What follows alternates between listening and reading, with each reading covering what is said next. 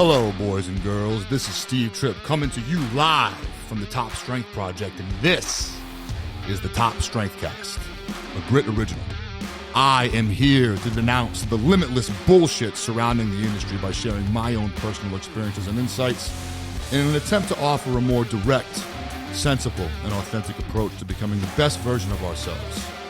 Other experts at the top of their fields will be joining me to cover training for and competing in strength sports along with all things muscle. It is my goal to offer as much value through this platform as possible because I believe that there is no cruise control. There is no maintaining. You're either learning, growing, and getting better, or you're going backwards. So wake up, be present, be relentless, and let's go.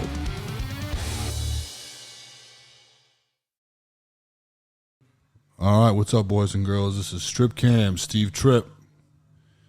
This could very well be the first episode of the Top Strength Cast. I'm honestly just kind of getting used to all this new equipment. I'm really excited about it, so I wanted to get recording.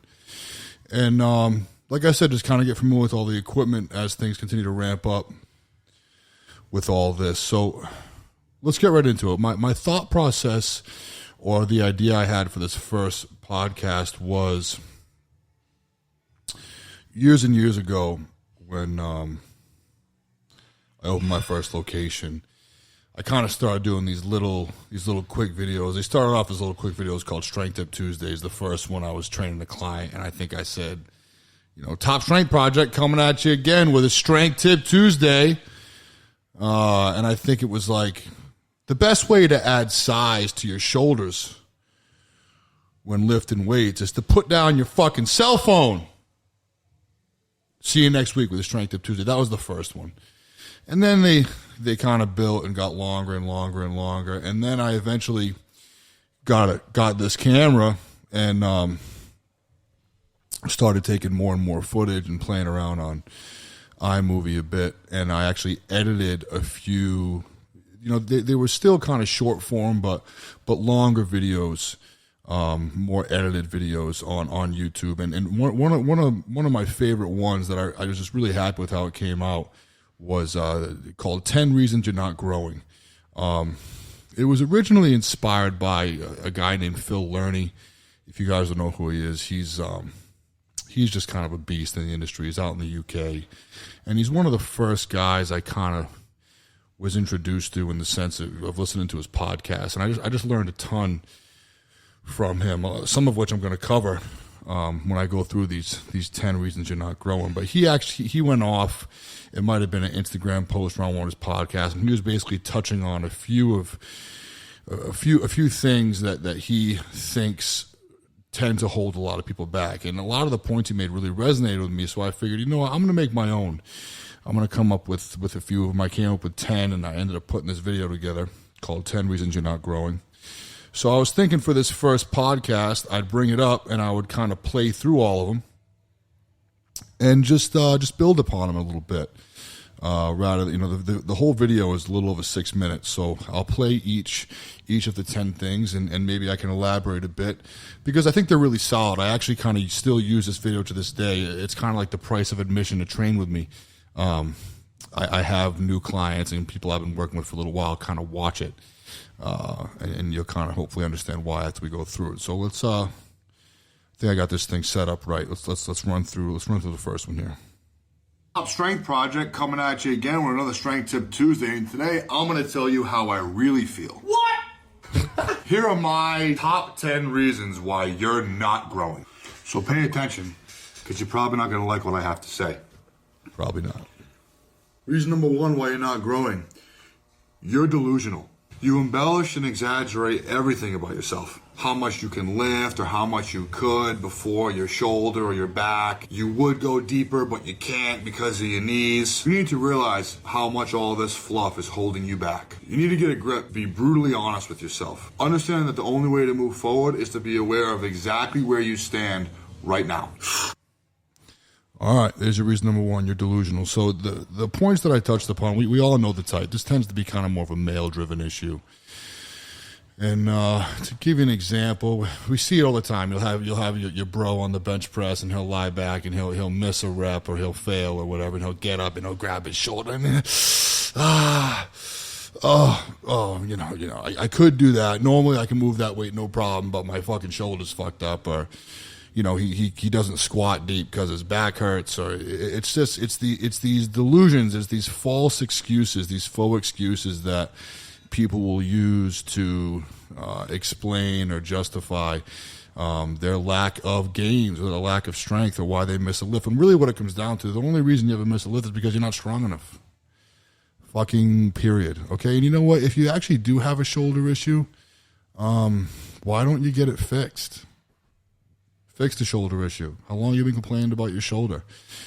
Go out and get it fixed. There's plenty of resources out there, And also, if your shoulder's bothering you and bench exacerbates it, why are you bench pressing? Are you a competitive powerlifter? Or are you 2 weeks out from a meet? Other than that, you probably shouldn't be bench pressing. Chances are pretty good you're probably in the gym training bench to build a big chest. And you know what? There's a lot of other exercises that are much better suited to build the chest, to create a hypertrophy stimulus in the pecs than bench.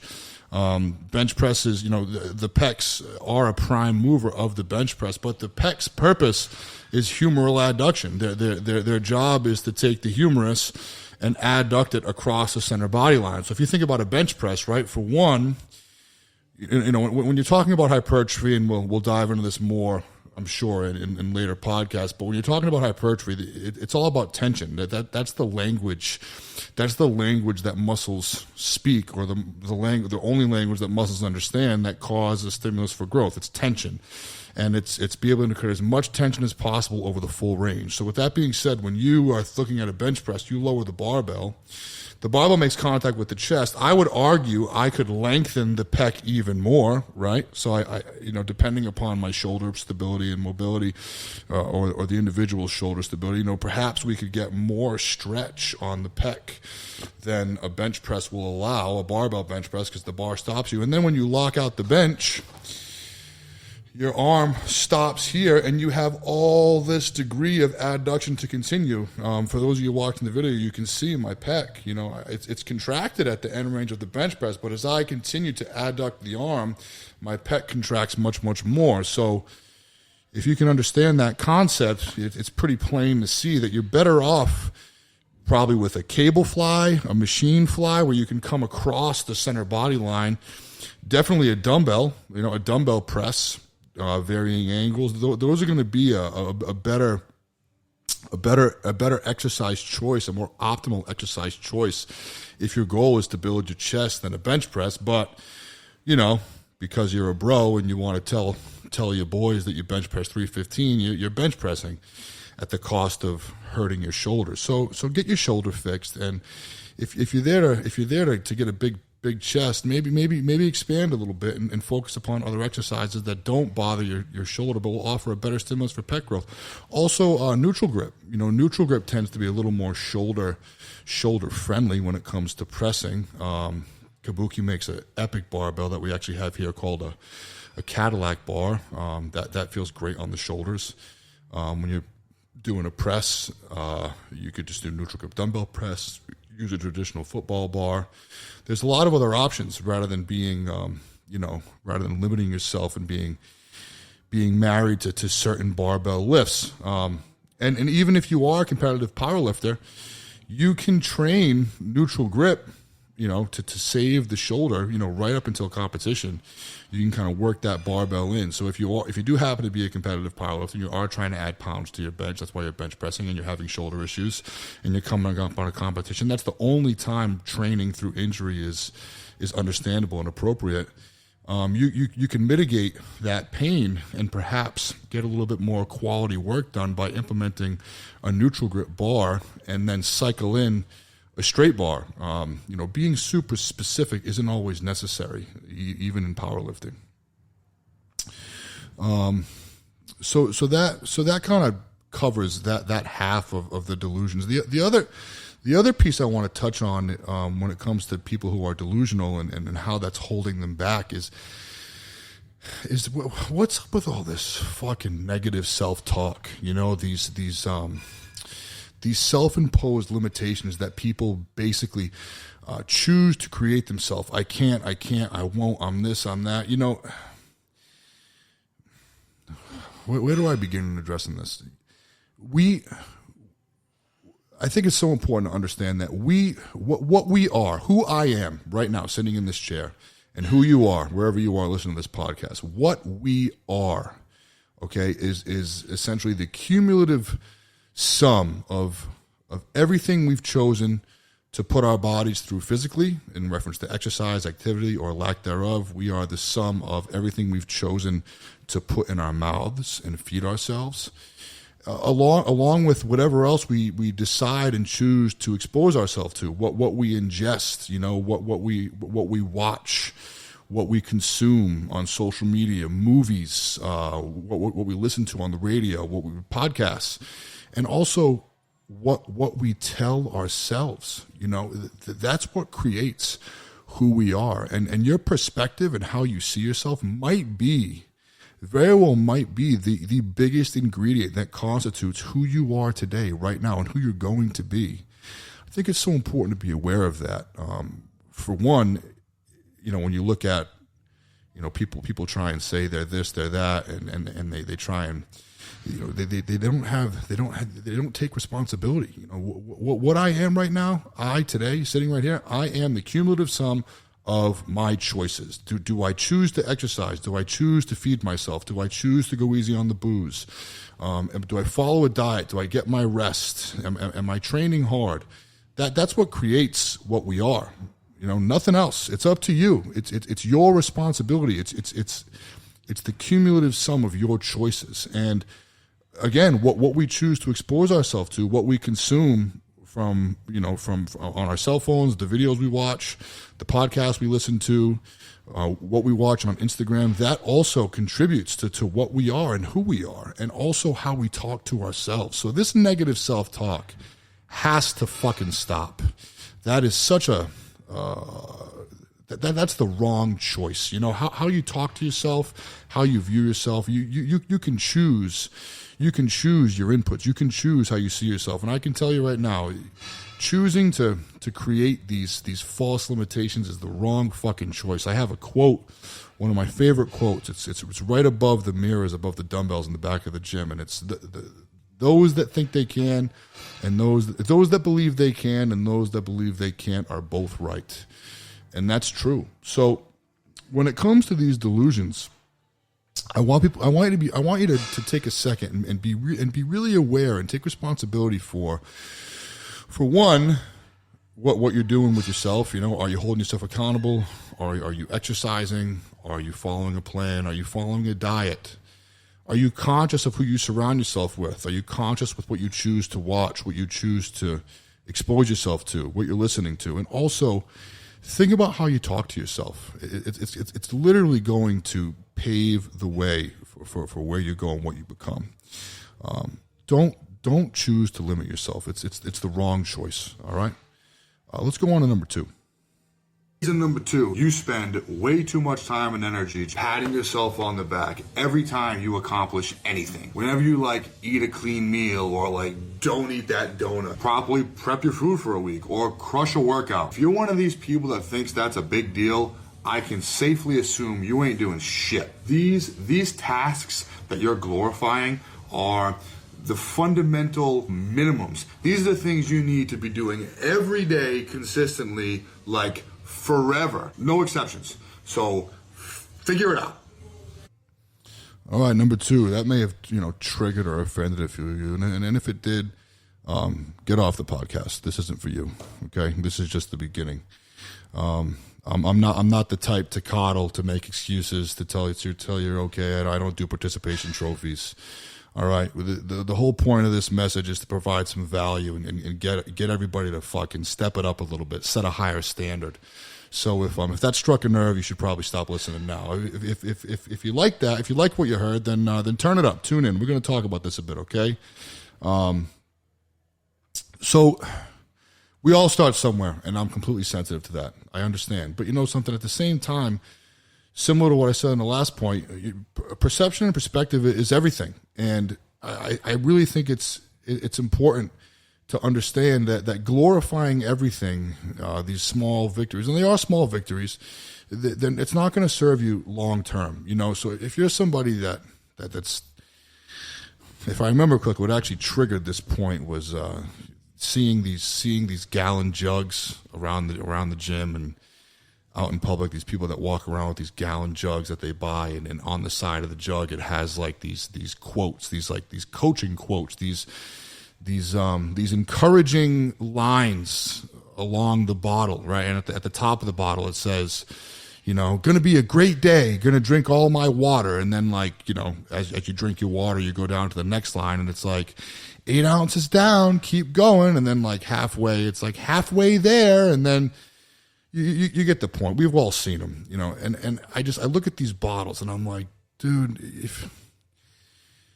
if you are that excited and you need these inspirational, motivational quotes to get through a gallon of water, you know, I think you got to raise the fucking bar a little bit. The same thing goes for, you know, prepping your food, making good choices, not eating junk.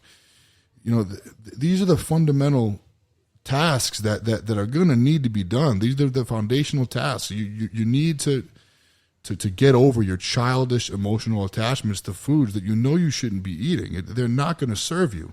And as you start to eliminate these foods, you're really going to become more cognizant and aware of how certain foods make you feel. You know, when you eat things that you shouldn't be eating, you're going to feel like dog shit. I know when I go off plan, I feel like a big soggy bag of wet dicks. I mean, I'm definitely a little more sensitive than others. I'm kind of ashamed to admit it, but like if I eat something I'm not supposed to, I feel it. I don't feel well, especially like my joints. You know, I'm achier. Not only do I feel looser and feel more watery, but my joints, all these injuries I've dealt with, my aches, my pains are so much worse when I'm not on plan. So, you know, glorifying and getting all excited because you prepped your food for the week, you got to get over it. You got to get past that. That just has to happen. Another thing that really challenges me is when people get really excited when I really didn't feel like training today, but I got to the gym. I got to work on it even though I didn't feel like it. And it's like, dude, what do you think? You think people like me and people in the industry and fitness professionals and professional athletes, you think we're always fucking motivated and excited to train? We're not. But you know what? We fucking do it anyway because we've developed habits and rituals. And you know what? As humans, we are only as successful as our habits and rituals. You know, it really is that simple. I actually was asked to work. This guy named Tom McMahon reached out. He covered a strongman event I did a couple of years ago, a New York Strongest Man, and I believe he was hired by Todd, the New York rep, to cover the event. And he put together a video, and I was just blown away by the video. I'd never met Tom, but he recorded a video. He did a shoot of the event, and I just thought it was so great. You know, I just really loved the way that he did it. And I actually, you know, I reached out to him. This is years ago, and I just told him, I said, hey man, this video is fantastic. I actually was fortunate enough to be in the video quite a bit. There were a lot of clips of me competing. And I just said, dude, hats off to you. This is such a great edit. I think it's awesome. And he thanked me, and I hadn't heard from him, but about 3 or 4 months ago, he must have heard me on one of the podcasts I did recently, and he reached out and said, hey, I was wondering if you'd want to work with me again. I said, yeah, what are you thinking? And he basically said that one of the points I was talking about is basically how growing up I was shit. I was an awful athlete. I was really one of the worst on the teams. Of all the teams I played, growing up playing soccer, playing basketball, I was really not naturally gifted in athletics whatsoever. And in the podcast, I talked about how I just kind of accepted that some people were good at things and some people weren't. And I just kind of accepted mediocrity and kind of lived that path for years and years and until really not until my early 20s. So I started lifting weights when I was 13, and I just stuck with it because I loved it. And fast forward 10 years, I started training professionally. I was a personal trainer at a Boston Sports Club on the east side, and I was very fortunate to get very busy very, very quick. And I was the master trainer after being there for only 3 months. I was the highest grossing trainer. I had the biggest business, and I was the biggest, strongest guy in the gym. And I'm kind of looking around, and I'm like, fuck, I'm like, you know, I could be considered the best trainer here. How did this happen? You know, how did I get here? And I just thought about it.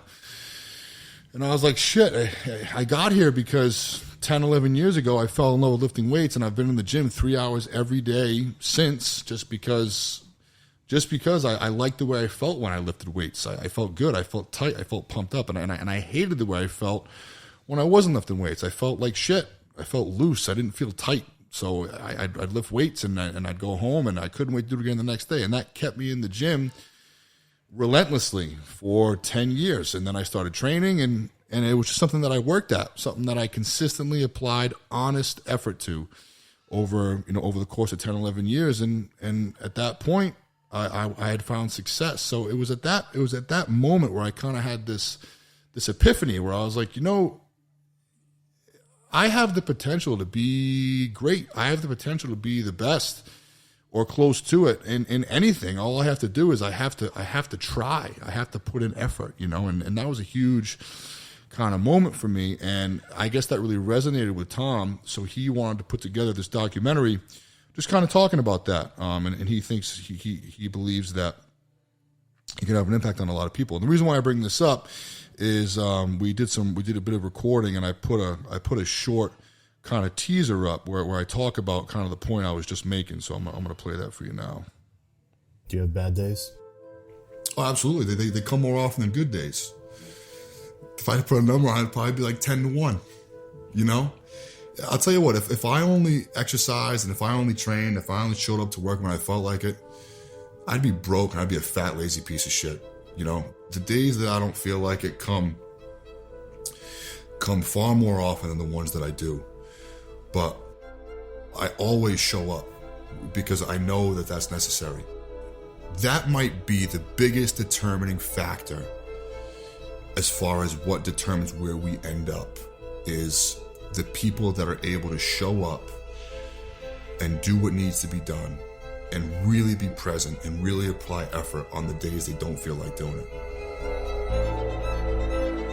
So that little minute clip was very, very well received. I got so many great messages, and it was shared, I think, like 500 times, because I think it's so important to understand that, not everyone feels like doing it. I can assure you, and I wasn't exaggerating. I don't feel like it 90% of the time, but I still show up. I'll always show up. That's a choice. That's a decision I made a long time ago, that I am just going to do what's necessary to get to where I want to go. And it's non-negotiable. It's non-negotiable, and it doesn't matter how I feel.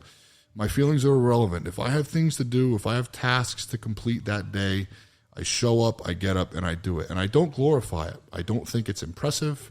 I don't think it's anything special. I just believe that it's what it takes, and that's the standard that I hold myself to. And I encourage other people to realize that they are 100% capable of doing the same thing. So raise the bar for yourself, guys. That's kind of the point. And I hope I explained that effectively. Let's see what number 3 is here. Hold on.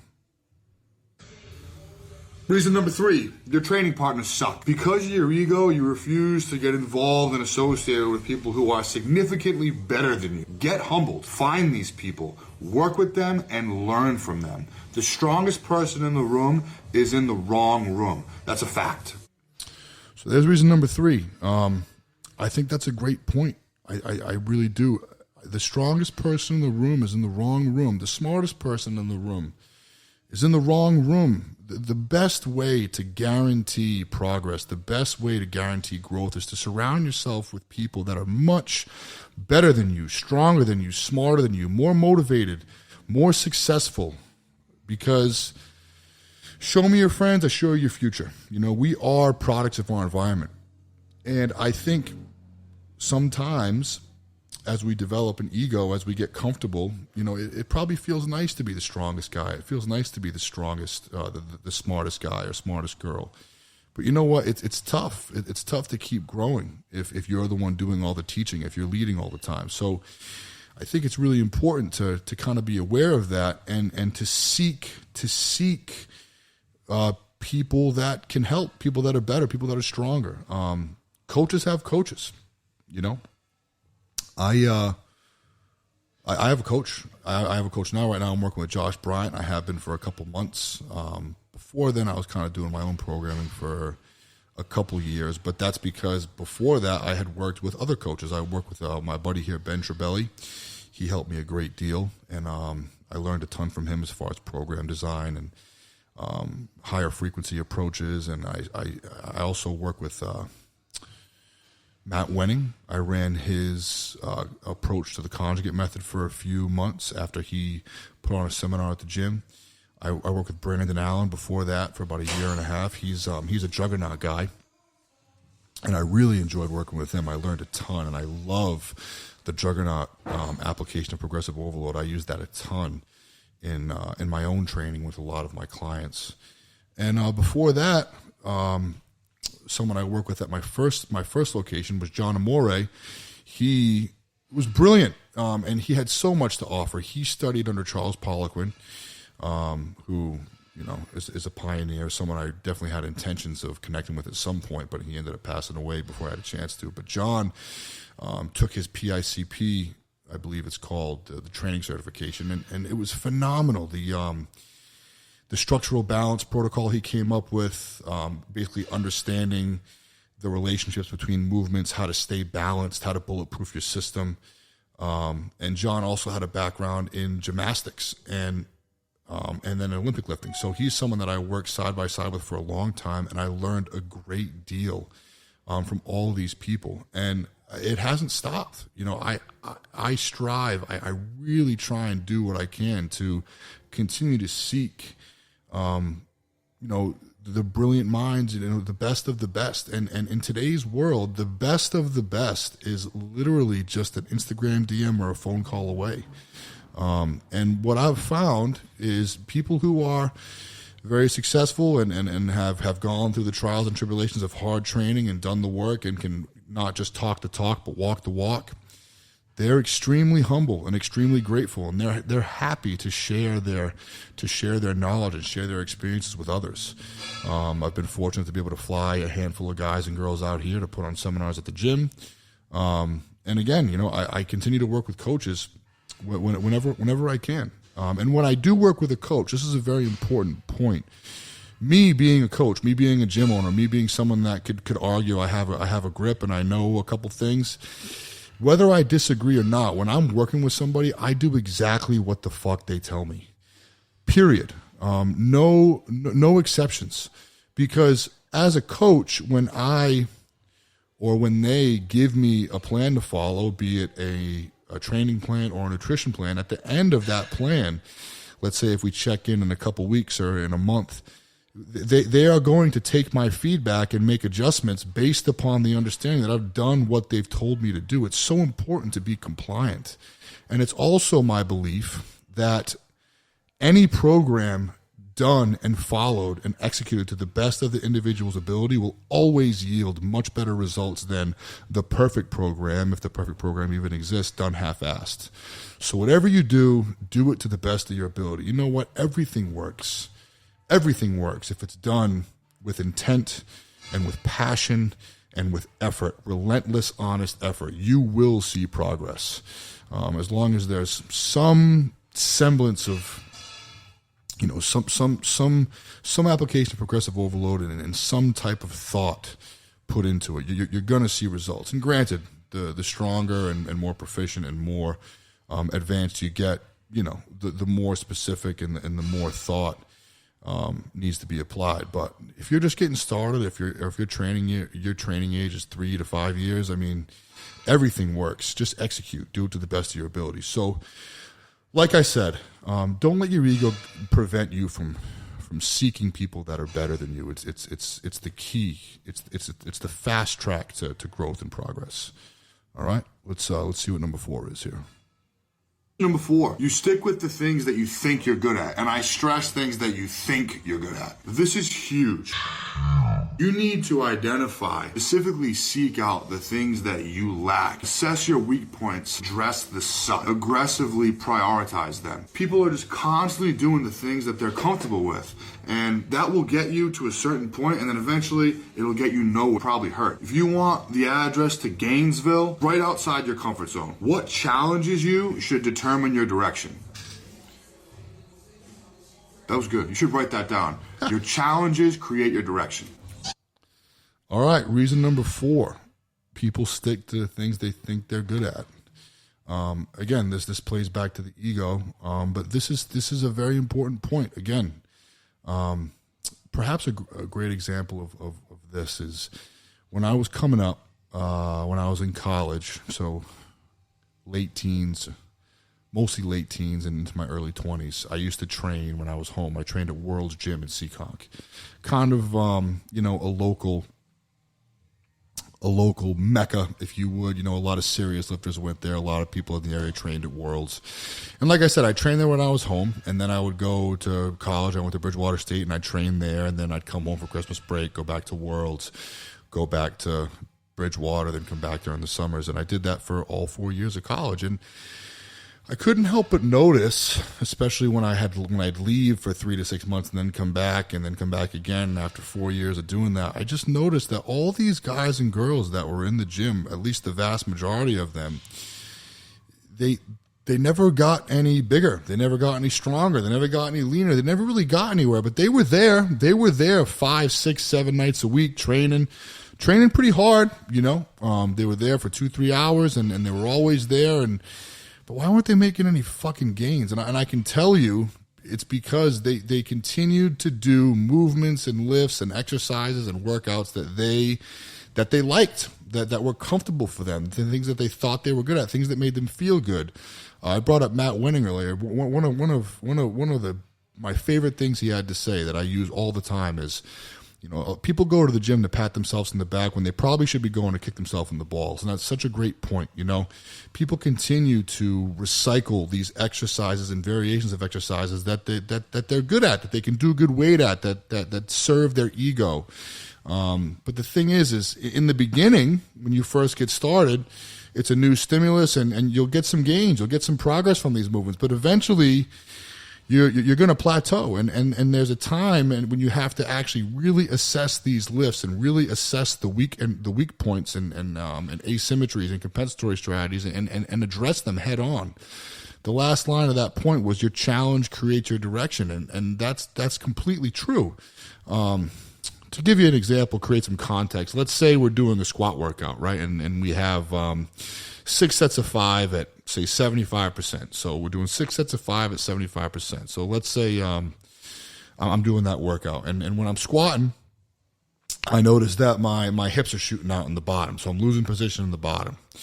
So once I finish my 6x5 at 75, I'm going to choose an exercise or a variation of an exercise that is going to directly address the suck. It's going to directly address the issue I'm dealing with in that squat. And you know what? It's going to be very humbling. It's going to suck. It's going to challenge me.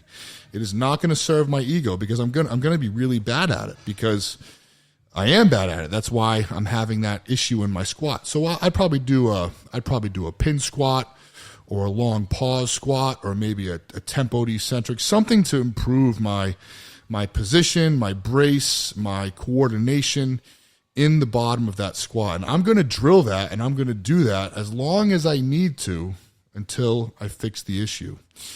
And it goes so much far beyond just improving the squat and making gains. The thing is that approach is going to dramatically decrease my chances of injury because I'm addressing weak points. And a chain is only as strong as its weakest link. And if I continue to push and continue to, add weight to a dysfunctional movement pattern, it's only a matter of time before something breaks.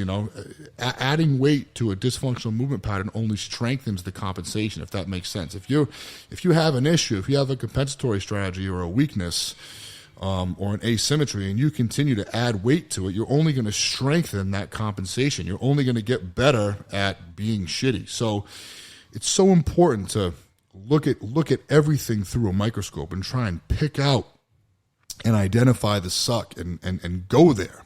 That's the path. That's where you want to go. And you're going to have to swallow your ego to do that, but it's gonna yield better results in the long term. Something else I think that's really important to understand is we quantify and classify a successful set or a successful lift as how heavy it is or how fast it is, right? And that makes sense. We're conditioned to believe that because in athletics, in sports, the highest score wins. In track events, the fastest time wins, the furthest throw wins. So why wouldn't we apply the same concepts, the same conceptual understanding to training? If I hit a 315 bench last week and I hit a 325 bench this week, well, then that's a win, right? Well, not necessarily. I think it's so important to understand that there are so many other aspects to movement. There are so many other aspects to lifting that create adaptations, that create gains than how much it weighs. Things like timing, coordination, improving position, the control of the weight, speed. Where are you feeling it? A great example, and this attributes to people who are going for strength, but also people who are going, to build muscle. But let's take hypertrophy for this particular example. If someone were to ask me how many push-ups can you do, well, it's kind of two answers. I could probably do 100 push-ups, but I could also probably do like 12 to 15 push-ups with intent, with proper position, flexing and squeezing. And in those 12 to 15 push-ups, I can make my pecs feel like they're going to tear off the fucking bone. Now, I would argue with complete confidence that the second option, 12 to 15 push-ups, flexing, squeezing, leveraging intent, proper position, is going to yield a more optimal stimulus to make my chest grow than just firing off 100 push-ups with whatever.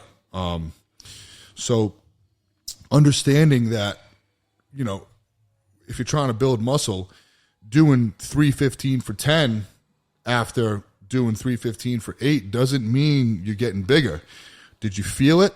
A lot of the times you watch these guys lift, they're doing rows, they're doing pull downs, they're doing presses. And, you almost want to take a penalty flag like in football and throw it at them. Like, dude, nothing's happening. There's no tension. There's no stimulus being provided to the muscle. You're just moving weight. You need to have intent. You have to create tension. You have to apply these concepts to the weight. And, more often than not, you're going to have to bring the weight down to be able to do that. But eventually, once you master these concepts, you can add more weight to the bar, add more weight to the exercise, and then you're going to be able to create more tension with more resistance. But you can't sacrifice tension. You can't sacrifice intent. You can't sacrifice, I don't like to say this, but mind to muscle connection to add more weight. That's again, like I said earlier, that's the language that muscles understand. That's the language muscles respond to, is tension. The same thing is said for strength training. Grinding reps, and even if a squat is to depth and you get the lift, if it looks like shit, if it's all crooked and out of whack and it's a massive grind and your position and technique sucks, that's bad practice. If you watch videos and clips of the strongest guys and girls in the world when they're training, it looks effortless because that's better practice. Strength is skill. When I'm trying to build a squat, a press, a deadlift, or a strongman event, quality practice is what's going to improve the lift. You have to think about it as a skill, kind of like shooting a basketball. If I want to improve my jump shot, I'm not going to go to the gym and throw half-court fucking bombers, That's not going to make my shot better. I'm in the paint. I'm in the key. And I'm practicing timing, position, my touch. And after I hit and I really feel confident, 5 feet from the rim, then maybe I'll take a step back and then maybe another step back. Quality practice is what's going to improve the skill of the squat, the skill of the deadlift. If you're grinding the shit out of every rep, not only are you accumulating unnecessary fatigue, but it's bad practice. Positioning, coordination, efficiency, control, speed, all of these other aspects of the lift are going to create results and add more weight to the bar than grinding through heavier sets. I hope that makes sense. But basically, looking at all your training through a microscope and really taking deep assessments and addressing the things you lack. For every exercise or lift you do that feels good, that you pat yourself on the back for, do 2 or 3 that kick you right in the balls. That's the show, man. That's going to get you there. All right, moving on to number 5. Reason number 5, you're too fat to grow. I'm not saying that like you're too fat for this earth or say too fat to be happy. I'm just saying that you're too fat to build muscle. This whole idea of bulking and all that bullshit is complete laziness. It is ineffective and it's unhealthy. If you want to build muscle, you need to get lean first. You need to be lean enough so that your body can hormonally and physiologically handle the excess calories you need to take in to build muscle. If you're not, your body is just going to lay it down as more fat. And all of you who want to deny this fact are just the ones who need to justify your post-workout donuts. And by the way, where the fuck did that come from? Who started? I just did a bunch of deadlifts, so now I'm going to have a donut. Get lean first. All right, so this let's take some time and address this one. This dives into the nutritional side of things. So, listen, this isn't my opinion, okay? I'm not trying to sell you something. I'm not trying to sell you some diet, some fad, some program, some bullshit. This is just the fucking way it works. And it's as simple as that. So let's dive in, okay? There's a direct correlation between how lean you are or how fat you are and how sensitive your body is to nutrients, how well your body assimilates nutrients into cells, into tissue, particularly carbohydrates. So the leaner you are, the more insulin sensitive you are. The fatter you are, the more insulin resistant you are. And so insulin is the hormone that assimilates carbohydrates into cells. So that's probably the most important one to address. But generally speaking, the leaner you are, the better you digest food. We are not what we eat. It's not just calories in versus calories out. In my humble opinion, macros, calories in versus calories out. In my opinion, that's a bit archaic and kind of a limited means to understand and manage nutrition. And hopefully this explanation will give you some more insight into why, okay? So we're not what we eat, we're what we absorb. And regardless of whether you're hitting macros or within your caloric window or not, if you're not eating food that your body can't digest, you're just spinning your tires in the mud. So first, understanding what foods digest well. I'm sure many of you are familiar with the vertical diet. That's kind of the premise behind it, is basically rather than having a horizontal approach and having a bunch of different sources, you create a baseline of a more vertical approach where you start off by eating solely foods that are understood to digest well. And then once you get on that plan and you eliminate a lot of sources and you're eating ones that definitely digest well, you start to feel a lot better.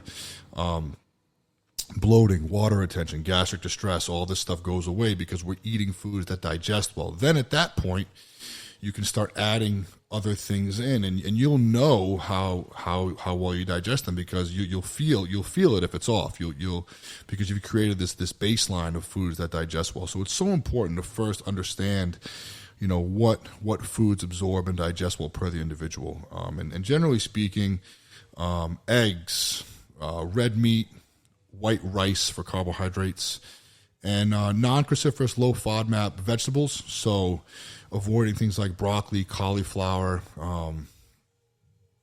Brussels sprouts, even things like oatmeal. These are on the FODMAP, and they can cause gastric distress, bloating, water retention. And again, there's an individual bias to all this. But what's interesting about foods on the FODMAP is that their effects are cumulative. So, Could I sit down and have half a cup of oatmeal? Yeah, I'd probably be fine. But the thing is if I have oatmeal, broccoli, cauliflower in the same day, those are all healthy foods, or considered to be healthy foods, and they are healthy. They have micronutrients in them. They contain fiber, and they are healthy sources. But they're on the FODMAP. So if I keep hitting the FODMAP, I'm going to feel bloated. I'm going to feel like shit because the effect of these foods is cumulative. Additionally, I'm a bigger guy, so I'm 270 pounds. And in order to grow, I got to eat a lot of food. I got to eat a lot of carbohydrates in particular. So if I want to have 100 or 150 carbohydrates in a sitting, and I try and get those carbs from oatmeal, I am going to feel like a bloated, big, soggy bag of wet dicks. Okay, so instead of leveraging oatmeal, it's dose dependent, it's serving dependent. So instead of using oatmeal, I'll use white rice. White rice digests perfectly among almost all populations. White rice is a staple. So hopefully that gave you some more insight into choosing your sources. But additionally, the original point I was trying to make is that there's a direct correlation between how lean you are and how well your body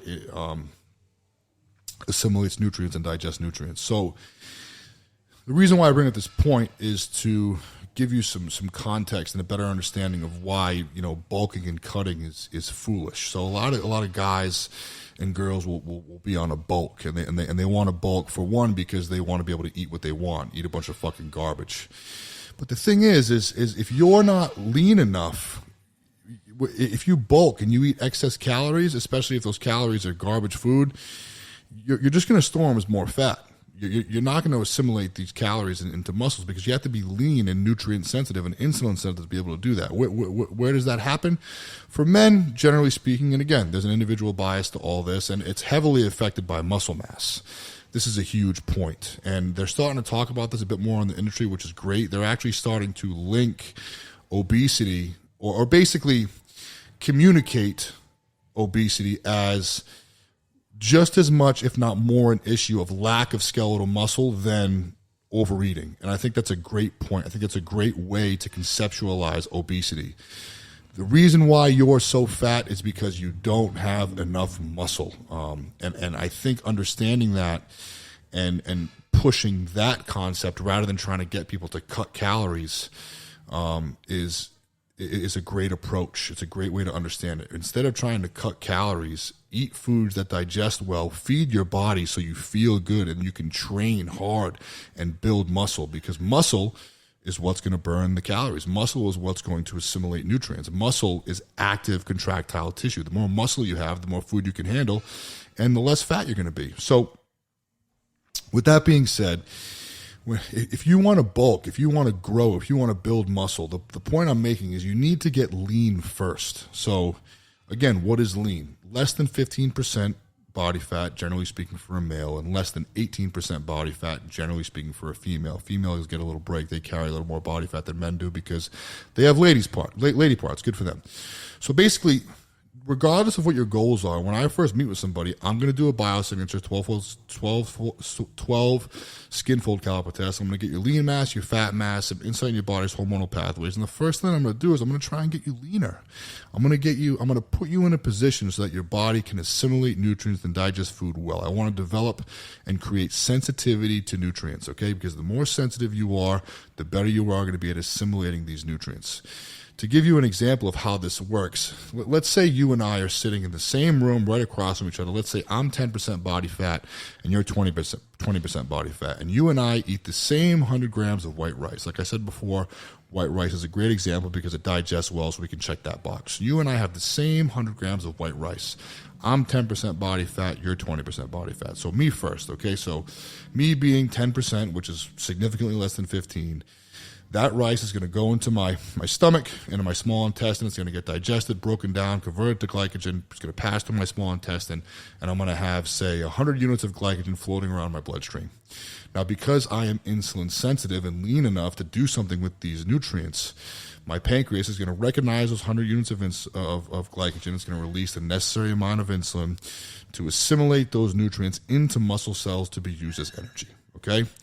Awesome. Great. Wonderful. Now, if you are 20% body fat or 25 or 30, of course, the fatter you are, the worse this is, but you're more insulin resistant. So basically what's going to happen is when those carbohydrates go through the small intestine and get converted into glycogen, they don't really have anywhere to go because your body, again, is resistant to those nutrients. You are much more likely to assimilate and store those nutrients into fat cells than you are muscle cells because of your insulin resistance. So if you're bulking, okay, and you start a bulk at 18, 20, 22% body fat and you eat a bunch of shit calories and you gain 30 pounds, I can almost guarantee you if I were to take your biosignature or take your body fat when you started at 18 to 20% and you gained 30 pounds, I can almost guarantee you that the majority, if not all 30 of those pounds is just more body fat. it's not muscle, because you are not in a physiological hormonal position to be able to assimilate those excess calories you're eating into muscle cells. It is so important to get lean and nutrient sensitive first. So how do we do that? All right. In the onset, let's say if you're 20%, 25%, 30% body fat, whatever it may be, as a male or female, a strategy I like to use in the onset is a carb backloading strategy. So basically what that does is it's going to put the majority, if not all, your carbohydrates post-exercise. Now, why do we do that?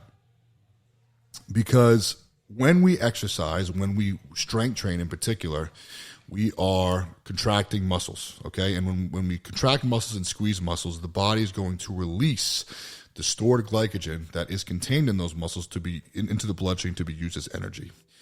So if you understand that concept, you can already kind of see that if I release that stored glycogen that's stored in the muscle cells during weight training, and if I ingest carbohydrates post-training, they're going to have a place to go. Even if I'm a bit insulin resistant because I have a high body fat, at least if I put most, if not all, my carbohydrates post-exercise, this carb backloading structure, they're going to have a place to go after weight training.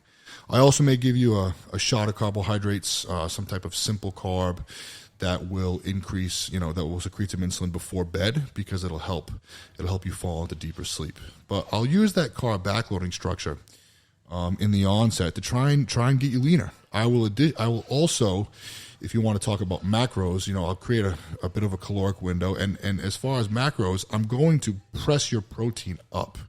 I may press your protein as high as 1.8 to 2 grams of protein per pound of body weight. Now, why would I do that? Well, protein costs the most to digest. It's called the thermogenic effects of food or something like that. So protein actually burns calories. It costs you to digest it. So if you're trying to lose weight, we'll probably fill the majority of your plate with protein and or vegetables, fiber.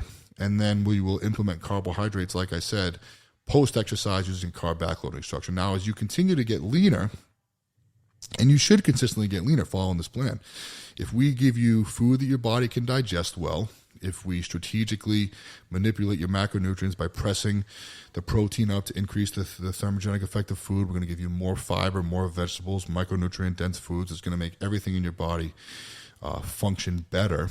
And we're going to put, 30, 50, 70 grams of carbohydrates post-exercise, maybe another 30 or 50 before bed. I don't want to go no carb, especially for females.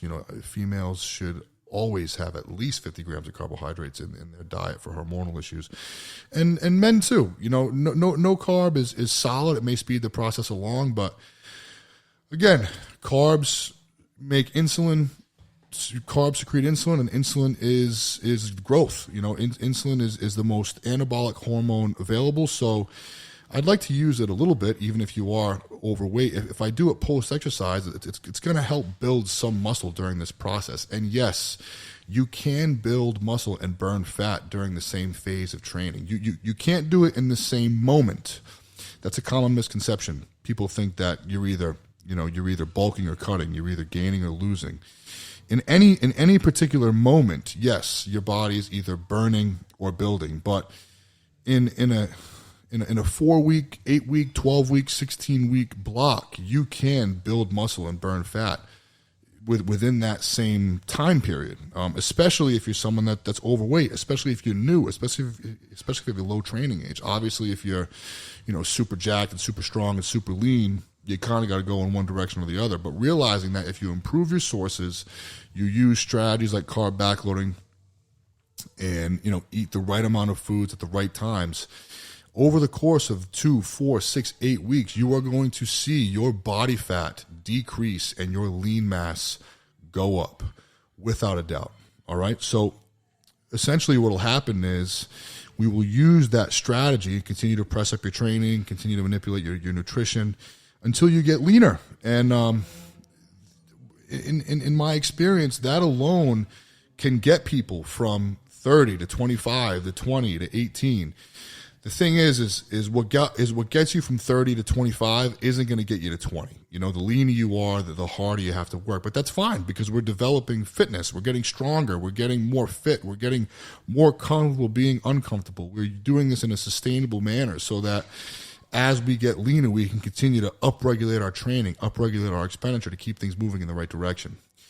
Once the gains start to slow, sometimes, if we're still not at that 18% for a female, 15% mark for a male, I can implement some carb cycling. So maybe press the carbs up a bit for your lower body days, have kind of a moderate carbohydrate on your upper body days, and maybe go no carbohydrate and increase your cardio a bit on your off recovery days. That tends to get things moving again if it stalls. But basically, once we get to a insulin sensitive place, again, less than 15% for a man, less than 18% for a female. And a lot of the times when I'm working with a guy or a girl and they get to those numbers, I can ask them, be like, hey man, how you feeling? Or how's everything going? Are you recovering well? Are you happy with the diet? Do you feel good? They're usually like, yeah, I feel great. So usually, even if we are at 15% for a man or 18% for a woman, I'll ask us, hey, can we stay the course? Can we keep trying to get a little bit leaner? Because, hey, the leaner we get, the more we can push food, because the leaner you are, the more sensitive you are. And a lot of the times they're fine with that. So I'll keep on trucking. See if I can get a guy to between 10 and 12%, get a female between 13 and 15. They are going to be so nutrient sensitive that once I start increasing their carbohydrates, and that's the next step, maybe I'll give them 30 to 50 grams of intra-carbohydrates. Maybe I'll give them some pre-workout carbohydrates, increase the amount of carbohydrates in other meals. The last place I tend to put carbs is breakfast. I like fat, fiber, and protein for breakfast for a lot of reasons. But maybe when we do a more nutrition-based podcast, I'll talk more about that. But basically, the leaner you get, the more carbohydrates you get. And as I continue to increase carbohydrates for these individuals, I'm going to continue to measure them. I'm going to continue to do body fat analysis because I want to make sure that as I'm increasing their carbohydrates, their lean mass is going up, which is what we want, but I don't want the fat mass to go up too much. I don't want to spill over. I don't want to press the carbohydrates too high because they'll fall back into being insulin resistant. So basically, we can press carbs up for a period of time, but once they start to float up above that range, maybe we'll go back to the carb backloading structure and just kind of monitor it so we can keep things going in the right direction. It's fat loss versus weight loss. Okay, just cutting calories to improve your energy balance. Again, like I said, I feel like that's kind of an archaic and simple way to look at nutrition. If you want to lose weight, I could give you a Snickers bar and a protein shake a day, and you would lose weight because your calories would be so low. But you got to realize when your calories are that low, your body's going to downregulate all of its systems. It's going to slow everything down. You're going to have shit energy. Your libido's going to suck. You're not going to be able to train hard. It's like, instead, I want to upregulate these systems. I want to realistically, even if you want to lose weight, I want to give you as much food as possible so you feel great. Your energy's through the roof. And you're probably thinking, Steve, if I'm eating more food, or if I'm eating a good amount of food, how am I going to lose weight? Well, you're going to lose weight through the caloric expenditure of your training. We're talking about fat loss, not weight loss, right? So rather than having the concept and the idea of cutting calories and losing weight, less calories, more expenditure, lose weight, rather than having that idea, that be the driver of your training, instead think about gains, think about building strength, think about increasing skeletal muscle. That is the jam. Who cares what the scale says? If your body fat is less and your muscle mass is up, you are going to be just a more capable, stronger, better, more, just more capable human. Take up some space, Why do you want to lose all this weight? You want to lose fat, build muscle, burn fat. Fat loss, not weight loss.